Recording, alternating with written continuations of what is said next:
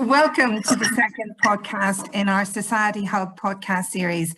Today, I'm delighted to welcome Edward Naylor, Chief Executive Officer of Naylor Industries PLC. Edward Naylor, welcome. Thank you very much, Sinead. Edward, your profile and that of your organisation is admirable, and I thought it would help viewers and listeners to have a little bit of background before we start. So just to let them have insight into your biopic.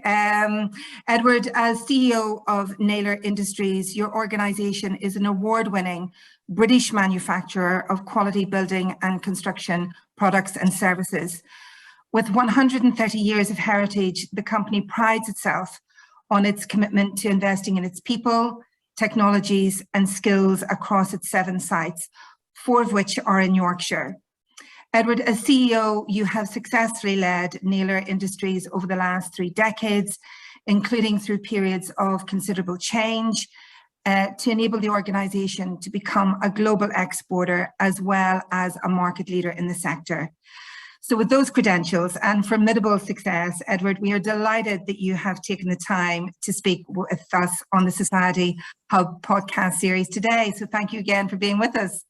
Thank you very much, Sinead. So I thought it'd be useful to start off, Edward, with our first question. Naylor Industries has a long and fantastic heritage as a family-run business, spanning back 130 years.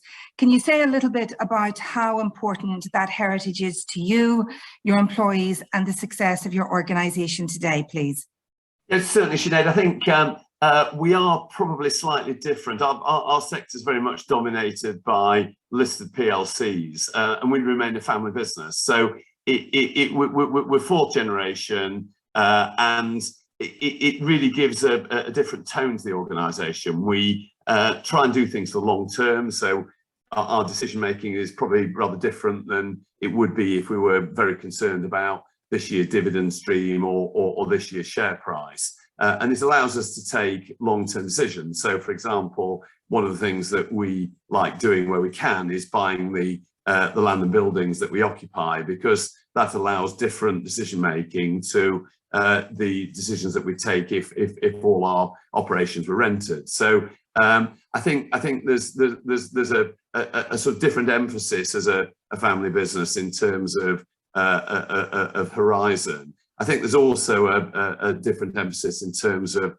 people. I mean, we have tremendous longevity. I mean, every year we have long service lunches and events for people. We've done one recently where 7 people have clocked up 25 or 40 year service awards, and that's 250 years between the 7. Mm-hmm. So. And that's common, you know. Every year we have these events. So I think the emphasis of the business is much more sort of stability and long term, rather than perhaps the sort of chopping and changing, which inevitably goes with having external investment and a share price to maintain. Great, excellent, and it's amazing to hear about those long service awards as well, and acknowledging your staff in that regard. Thank you. Today you've come to discuss how to successfully reposition a declining business, and it may be helpful to begin with what you faced within the business in terms of operating losses and wider internal and external business challenges during the early 1990s. Well, I think the first thing to say is that I didn't intend to be here, and I think if you believe in serendipity, then probably I'm a case in point. But basically, the previous generation of Naylor was my father and my uncle. They disagreed on most things and had a completely different outlook on life, and I think that was bad for the business. It was sort of riven by politics. There was my father was Alan, so there was an Alan Naylor faction and a George Naylor faction, George being my uncle, and decision making was very difficult. You know, if Camp A wanted to buy this bit of kit or do this strategic step for the business, Camp B almost automatically didn't. So I went away to university, studied modern languages, came out of university, and having done an arts degree was more or less unemployable. So my father said, well, you know, you want to come into the business? And I looked at the politics and also where the business was strategically, which was in a bit of a mess. I mean, the business made clay pipes over the course of the 1970s, 1980s. Plastic pipe alternatives had been launched. They gained more and more market share. So we were really balanced on one leg, making a product that fewer and fewer people want to buy. So the sort of combination of where the business was strategically and the family politics led me to go, do you know what, thanks but no thanks, I'm off. So I escaped and went and worked in the city for what became Deloitte. It was Touche Ross at the time, and had a fantastic 7 years. I trained as a chartered accountant, qualified as a chartered accountant. Being a modern linguist by background, I suddenly found my language skills quite useful because German reunification came along in 1989. There was a whole load of Anglo-German work, privatisation work in East Germany and so on. So I was having an absolute whale of a time jumping on and off aeroplanes, going to Germany, spending time in the recently reunified East Germany and so on. And that was all fine. And my plan was to stay in the city, become a partner at Deloitte, and that was that. Now, going back to serendipity, my father hadn't been very well in sort of 92, 93, and I'd picked up a secondment working for a UK client. They did an acquisition in Kiel in North Germany. So I went off to Kiel, and I was sort of acting finance director of this German company, sort of German subsidiary of what was Hayes PLC, and really enjoying it, learning lots. November 1993, got a phone call in my flat in Kiel in the evening saying, "Your dad's dying, come home." And came home, dad in hospital, never came out. And in his wake was this family business that was in a mess. My uncle was older than my father. He was increasingly not able to devote energy to the business. The business was losing money. Turnover was declining at about 10% per annum. And there was a very unhappy bank manager. The relationship with the bank was fractious. Probably even worse was the fact that before dying, my father had guaranteed the bank debt. So my recently bereaved mother was set to lose the family home. So it was one of those sort of roll your sleeves up and dive in jobs. And Deloitte were absolutely fabulous. They just said, look, sort it out, come back when you're ready, which was 27 years ago. And I think they probably worked out I'm not coming back now. So I sort of rolled up my sleeves, and the business was in a mess really. We had lots of very dilapidated equipment. We had a massive payroll that we just couldn't afford. And it was tough. I was sort of 30 at the time, and really the only way to survive was to rebuild relationships with the bank and give them a feeling that we knew what we were doing. B, to reduce the cost base, which in a family business is pretty painful. I think generally we did the right things and gave people early retirement packages and so on, but nonetheless it was a bit of a shock, albeit I think most people saw that that something radical needed to happen. And I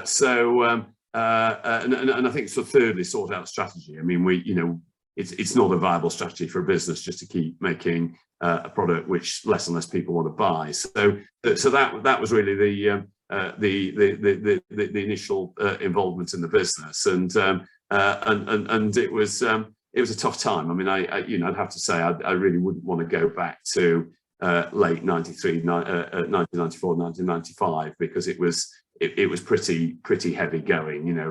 Long hours, and there were times that I did wonder whether the business was capable of surviving. I think particularly over the 2 Christmases, it was pretty tough, sort of in the game. Yeah, no, it's really interesting to hear you speak, and in using your own words, Edward, I think it's really important. I think it'll be really useful for listeners and viewers. When you talked about the challenge, and you've been really honest about that, the pain, the family loss, along with sort of the support that you got from your employers at the time, Deloitte, and sort of the ethical support there, but also your own transition in terms of your own learning journey around going from arts back into training as an accountant, etc., and serendipity, as you say. So a really fascinating story. Thank you for that, Edward. So having successfully implemented short-term solutions, you were still faced with the challenge of whether the business was viable in the long term, given the dependency both on the UK market and its dependency on a declining sector in clay pipes. What solutions were you able to prioritise, and why, please? I think the sort of big challenge. I don't think you can sensibly run a business and just accept that turnover is going to fall every year. I think that's the sort of business where people wouldn't want to work. I think it's the sort of business where morale is never going to be good. I mean, if a business is declining at 10% per annum, by definition, the opportunities for individuals within that business are limited. You're going to have to cut costs every year. So I think the big challenge was to try and reverse that declining turnover line. I think what we did initially is at the time we basically only made clay pipes, and so we really did 2 bits of head scratching. One was to say, well, okay, when we make clay pipes, what are the unique attributes of clay pipes? Are there any sort of niches that we can develop? And I think we picked up on 2 really. One was that clay is a very strong material, and just at that time there was an emerging technology called microtunneling, which is rather than digging a trench, and I'm sure that viewers and listeners will be familiar with holes in ground. Rather than digging a trench and disrupting traffic and daily life on the surface, there was this new technology coming along which allowed you to put basically a shaft at the start of the pipeline and a shaft at the end of the pipeline and push a very strong pipe through the ground. Now, the clay pipe industry is being eaten by plastics, which are lighter and less brittle and so on. But plastic pipes are not as strong as clay pipes. So we went, well, maybe we can develop a very strong clay pipe which you can push through the ground without needing to dig a trench. So that was one line of thought. And the other thing is that clay is a very chemically resistant material. So we sort of set out to develop high performance clay pipes which you could literally bubble hot sulfuric acid through or whatever.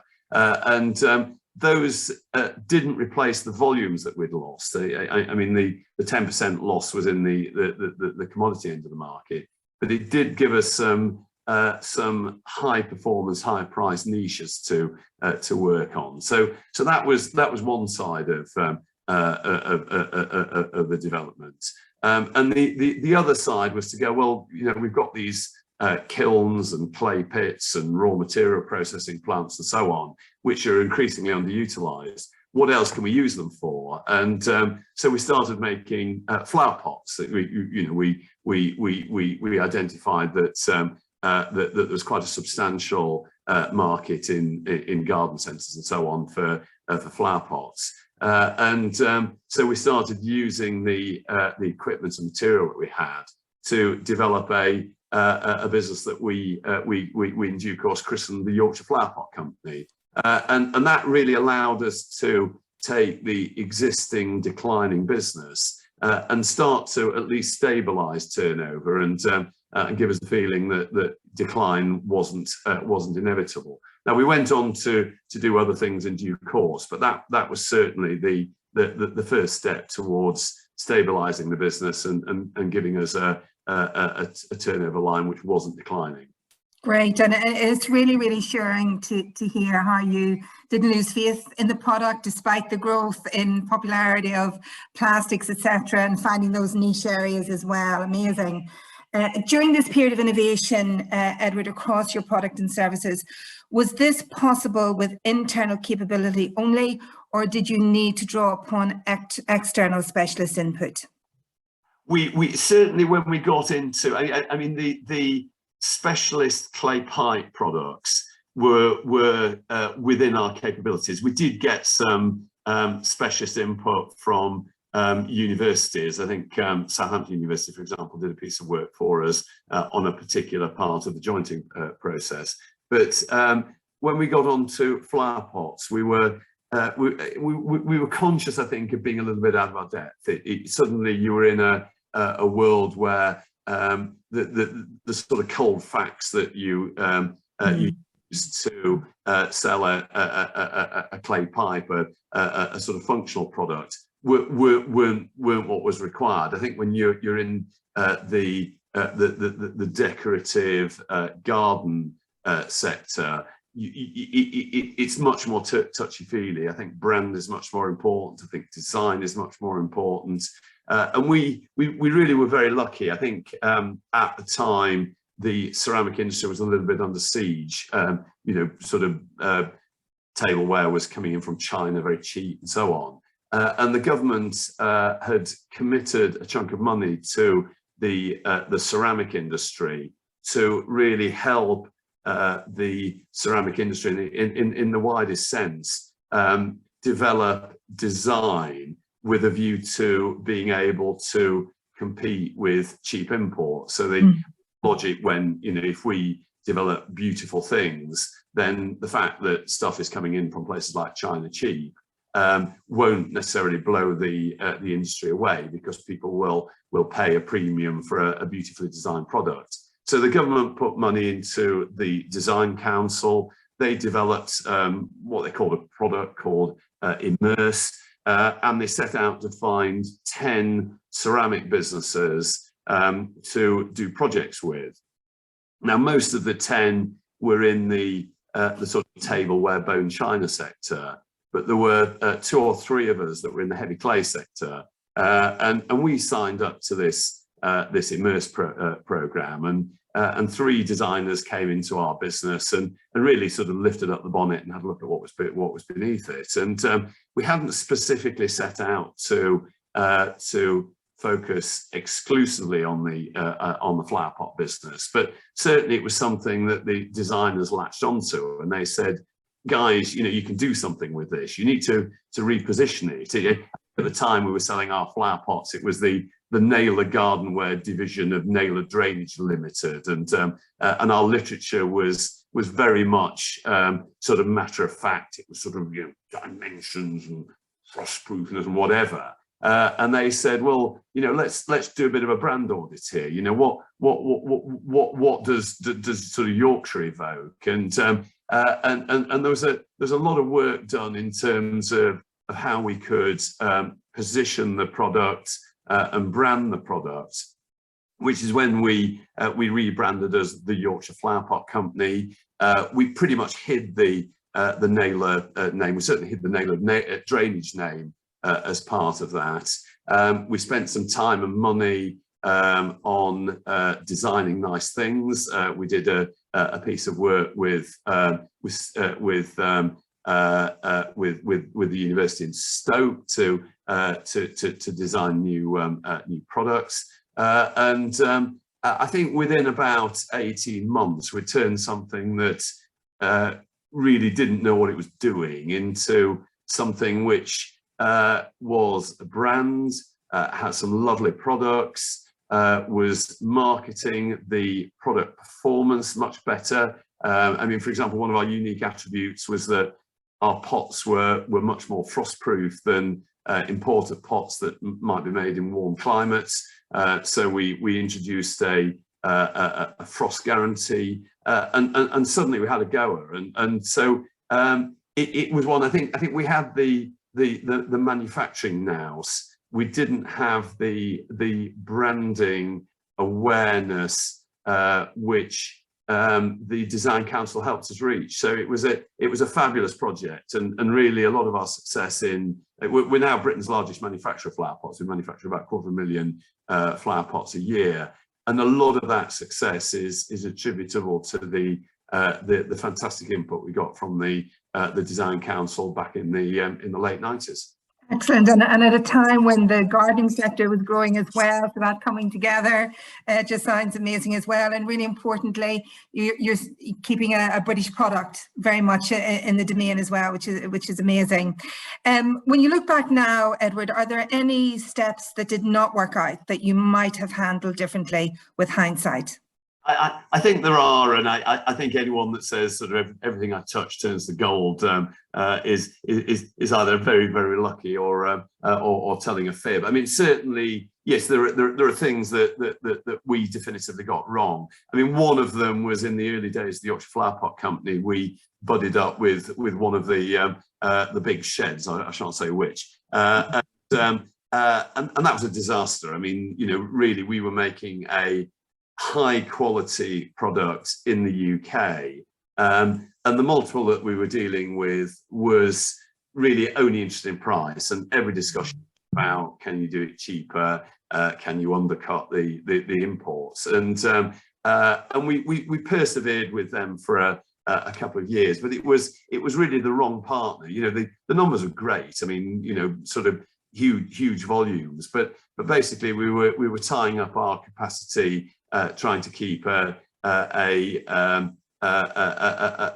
company fed with a product that we didn't want to do. We didn't want to do cheap, cheerful. We wanted to do top quality, premium price, not mad prices, but reflecting the fact that it was British made and a premium product. Yeah.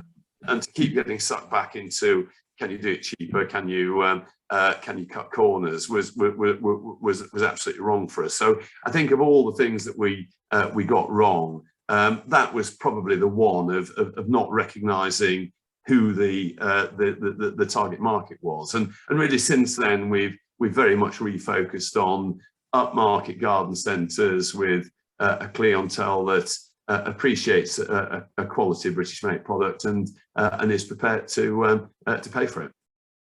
Great, and you must be immensely proud of what Naylor Industries has become today. Can you say a little about the strengths within the business now compared to the early 1990s in terms of growth within the profit base, expanded markets and sectors, and your people? Well, I think the one thing that we've done is given ourselves a solid base. I think that we're not a conglomerate, Sinead. I mean, we're pretty focused on, we understand that anything below ground, we understand. We know how to make things out of clay. We've got increasing expertise in concrete and plastic. So we sort of know what we're good at. But we're quite broad today. I mean, the budget for the year ahead is 85 million. That will be largely sort of drainage, that's sort of very much over half our turnover, albeit we've developed a plastic pipe activity, a bit of a, if you can't beat them, join them type approach to sit alongside the clay business. We've grown the flower pot business. We had a tiny little concrete lintel business back in 93, which we've grown and added a concrete fence post business alongside it.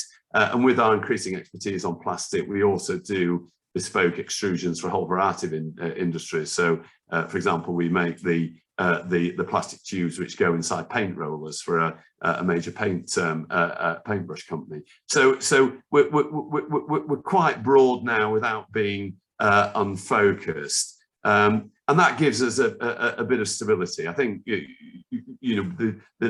problem that we historically had was the construction roller coaster. You get sort of boom years for construction, you get bust years.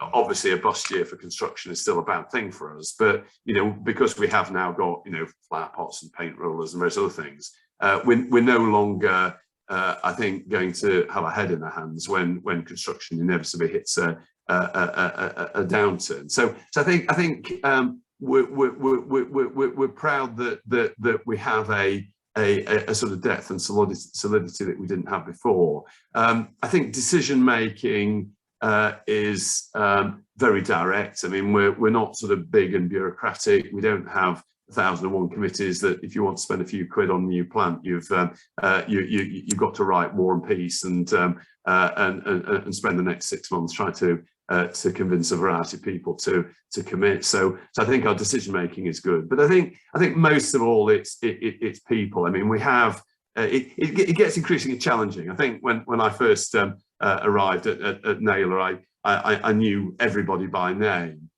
We're now sort of 420 people. It's harder and harder to know everybody by name. I try my best, but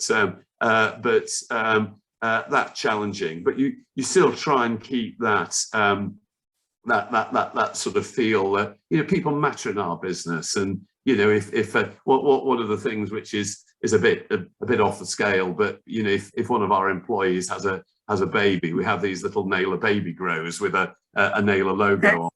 Oh, excellent. And you say, congratulations on a new arrival. Here's Naylor baby grow, and it's a bit wacky, but it's we actually care, and I think people in Naylor aren't just a number on a payroll. It's they are part of a team, and we want to create that sense of community and look out for each other. And one of the things that I think everyone sort of personally has had a tough time over these COVID years. Well, we've spent a lot of time recently developing a network of support, and we have a complimentary helpline that people get confidential that people can talk to. We've trained up mental health first aiders. So we're trying to create that feeling of support, and the long service awards that we talked about at the start are very much part of that. People, I think, feel valued. I think people feel part of a team, and as a result of that, they stick around, and that's great. I think in a world where sort of 25 and 40-year services are not that common. Absolutely. And where we started in the conversation about your heritage over 130 years and the family influence as well, it's really refreshing to hear that those qualities are still coming through, and that caring approach, which is amazing as well. So I'm going to bring us to a close and combine two of the last questions that I have, Edward, if I may. So during this time, you've obviously seen tremendous change in the construction industry. So briefly, would you like to highlight some of those, but also any changes you'd like to see in the future? I think as regards the construction industry, there have been changes. I mean, our main customer base is builders merchants. There has been consolidation in the builders merchant sector. So I think when I first entered the industry, the sort of typical customer was a sort of small 1 or 2 branch independent builders merchants. We have now got, I mean, there are still those around, obviously, but there are some very big corporates who have acquired a network of independents. So that there has been quite a lot of M&A activity. And I think dealing with larger corporates has its challenges. I think you need to be much more structured. I think you need more formality in terms of reviews and processes and so on. So I think we brought that through. That said, we remain a people business. I think I don't hide behind a sort of wall of gatekeepers. We as a team like to be approachable, and I do get sort of queries directly from customers saying, who do I need to speak to about this, or how can I get hold of that, which I welcome. So I think what I'd like to see going forward is to maintain that. It is challenging. I mean, I think when you get to our current size, trying to be as informal as we were in 1993 is very difficult. You know, I mentioned before that knowing everybody by name gets harder. You know, you need a bit more structure. You need more reporting lines, and I think the challenge for us and really what I'd like to be able to achieve is to keep the fast decision making, to keep the informality, to keep the feeling of belonging, but become a larger and larger business. And I appreciate that that gets harder and harder, that knowing everybody by name becomes harder and harder, being fleet of foot becomes harder and harder. But I think that there is something in here that you know will allow us to become to still keep the feeling of a family business whilst being substantial and fast growing. And I think that's the big challenge for us going forward. Yeah, absolutely. And really refreshing to hear that, you know, around the growth and the informality and keeping that connection. Excellent. Finally, Edward, the podcast series also seeks to make a free learning resource available for listeners and viewers. Would you like to say a few words about the resource you have chosen to share with the public today, please? Yes, we'll do. What we've done, Sinead, is I think just pre-pandemic, I gave what was called a masterclass at York and talked around this diversification theme. So what I've done is I've updated that PowerPoint presentation. I think hopefully to the viewers and listeners, it will bring some of the things that we've discussed to life. There are pictures of flower pots and bits of information about turnover and so on. Of course, I'd be very happy to answer any questions anybody's got. So if anybody having listened today or looked at the PowerPoint wants to ask me anything, you can find me on LinkedIn. So. Great, excellent, and very generous of you, Edward. Thank you so much. That was fascinating and so insightful to listen to you. Thank you so much again. Perhaps you might consider joining us again in the future. Will do, absolutely. Great. Many thanks again, and bye for now. Very good, Sinead. Thank you very much indeed.